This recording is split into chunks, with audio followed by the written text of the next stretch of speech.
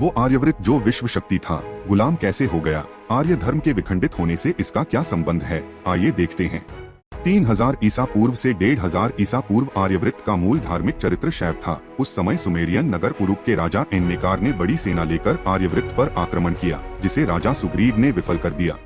इसके बाद एस के पांचाल की दी इंडस कोड के अनुसार लगभग 2600 ईसा पूर्व में तुदिमन ने दिलमुन, जिसे आज बहरीन कहा जाता है, जीत लिया। 2400 ईसा पूर्व में पिपील चंद्र ने सूसा को जीत लिया। 2200 ईसा पूर्व में अतलसेन ने उर्केश में राज्य स्थापित किया और 1500 ईसा पूर्व में प्रतरदन ने लगभग पूरे मेसोपोटामिया में मित्तानी साम्राज्य की स्थापना की। 1500 ईसा पूर्व से 600 ईसा पूर्व आर्यवृत के धार्मिक चरित्र में यज्ञवाद शामिल हो गया। उस समय सुमेरियन असीरिया के राजा अशुर निरारी ने बड़ी सेना लेकर आर्यवृत पर आक्रमण किया, जिसे राजा सुप्रतीक ने विफल कर दिया, परंतु कोई प्रति आक्रमण नहीं किया गया। 600 ईसा पूर्व से 200 ईसा पूर्व आर्यवृत के धार्मिक चरित्र में बौद्ध मत शामिल हो गया। उस समय पर्शियन राजा दारा ने आर्यवृत पर आक्रमण किया और सिंध के क्षेत्र पर कुछ समय तक अधिकार बनाए रखा। फिर यवनों ने आर्यवृत पर आक्रमण किया और सिंध के क्षेत्र पर लंबे समय तक अधिकार बनाए रखा। चंद्रगुप्त मौर्य ने चाणक्य के मार्गदर्शन में यवनों को पीछे धकेल दिया। 200 ईसा पूर्व से 700 ईसा पूर्व आर्यवृत के धार्मिक चरित्र में वैष्णव मत भी शामिल हो गया। इस काल में पहले यवन मिनांदर में पश्चिम भारत के बड़े हिस्से पर कब्जा कर लिया।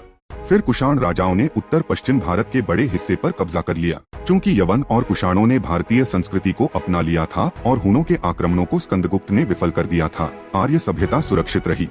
700 ईसा पूर्व से 1200 ईसा पूर्व आर्यवृत का धार्मिक चरित्र बहुदेववादी और भक्तिवादी हो चुका था। इस काल के पश्चिमी आक्रमणकारी नफरती धार्मिक उन्माद से भरे हुए थे। पहले अरबियों ने सिंध पर अधिकार किया, फिर गजनवियों ने उत्तर पश्चिम भारत पर अधिकार कर लिया।